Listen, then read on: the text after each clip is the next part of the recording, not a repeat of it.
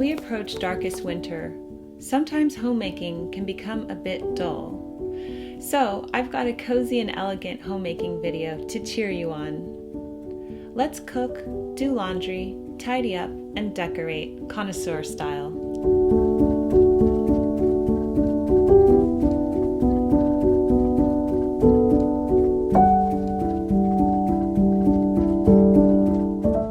Hello my daily connoisseurs, and welcome back. We're starting off with laundry today. There is a steady stream of laundry in family life. The rotation never seems to end. I'm washing my clothes today. When I get tired of washing clothes, I try to be grateful that I have a washing machine and dryer in the first place. I often think about what people in the past did to wash their clothes. I actually became so curious about this, I looked it up. The first reference to washing clothes was from the Sumerians in 2800 BC. They had to slap their clothes against rocks in the river. The soap they used was made from ash, wood, grains, and an herb called mock gillyflower. I looked up mock gillyflower, of course, and it's also called soapwort. It's a bright pink, old world wildflower that attracts butterflies, and its flowers are quite fragrant, with a scent that resembles cinnamon or cloves. Isn't that interesting? But I'm glad I don't need to use it to wash my clothes. The house is empty right now, and I check out the kids' rooms to see if they have any water glasses that need to be brought downstairs.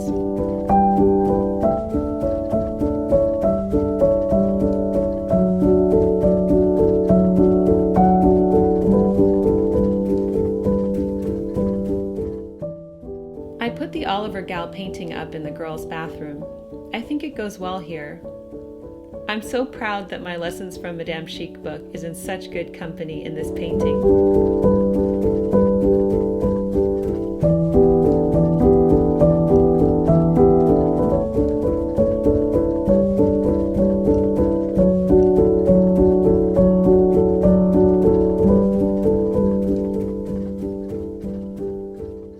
Now let's make a classic fall and winter dish, butternut squash soup.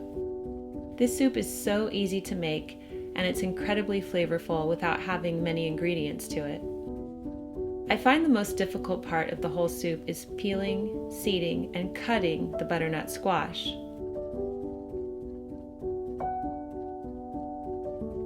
Since you know my knife skills aren't exactly excellent, I often buy the butternut squash already cubed so I can skip that whole mess.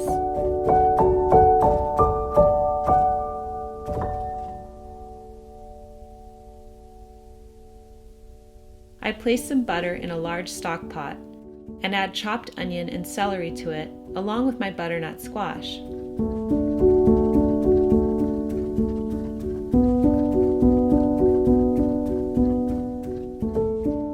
While that softens and slightly caramelizes on the stove, I'm going to roast some garlic.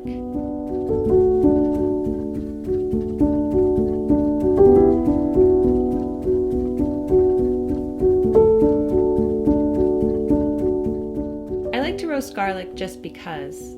I'll add it to anything, and I plan to add it to the soup. I cut off the tops of 3 garlics and pour extra virgin olive oil on top.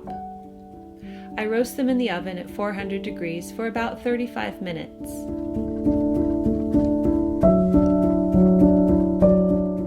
Meanwhile, I pour chicken stock into the butternut squash mixture.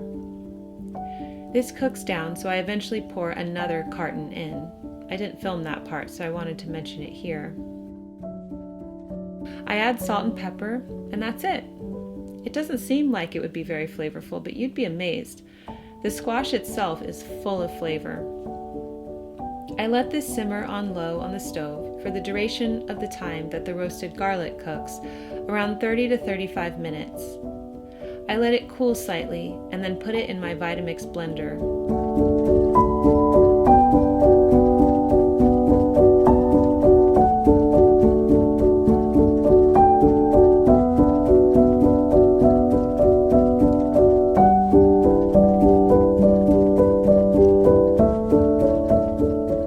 Achieving a smooth texture is a must when making butternut squash.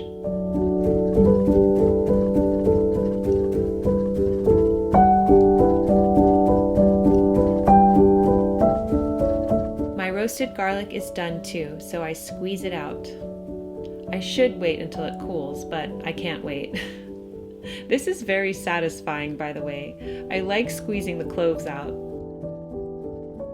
So many cozy smells coming from out of the kitchen today. I serve the soup by adding a dollop of whole-fat plain yogurt and a few roasted garlic cloves. What an elegant and cozy soup.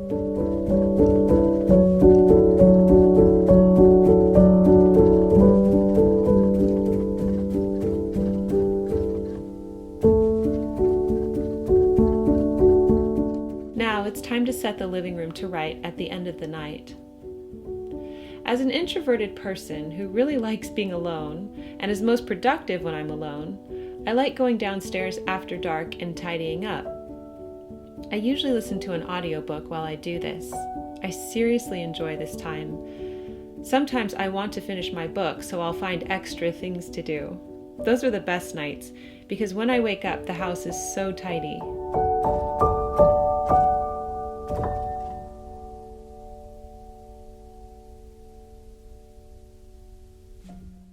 It's important to note that the family does help with this, but on this particular night, the chess game went too late and it just didn't happen.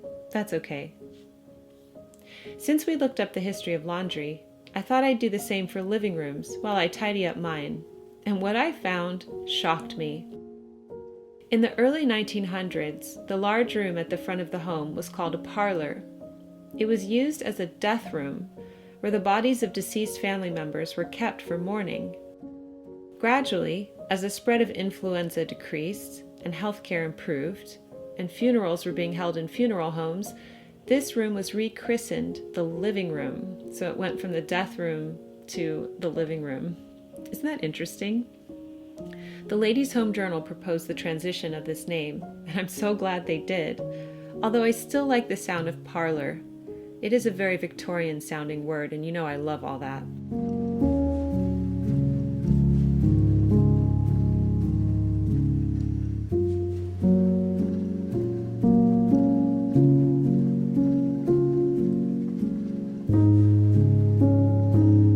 After I tidy up, I like to take in the space and enjoy its cozy atmosphere. This candle, shaped like an ornament, is Cider by the Sea by Merci. The scents of their holiday candles are so amazing.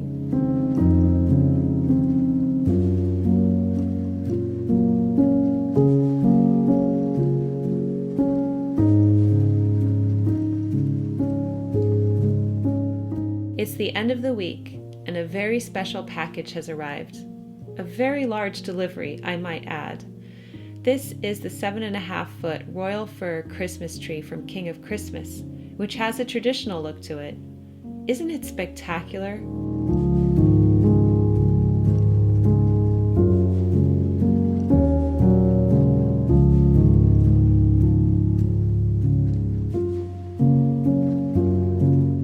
And this is the 30-piece glass ornament set. They are individually hand-blown by artisans, and the paint and accents are applied by hand. We plan to roast our oranges again for more natural citrus decor, and I'll be looking at Victoria Magazine's latest edition for more decorating ideas on how to style the tree. That's a video you'll see next week. But for now, we are putting it up and getting ready for Christmas. Isn't it exciting? As I'm filming this voiceover, there is the biggest storm outside. You might be able to hear the rain. I'm now going to watch the storm out the window. Don't forget, ladies and gentlemen, to take care of yourselves. Keep calm and remain classy, and I'll see you in my next video. Love, Jennifer.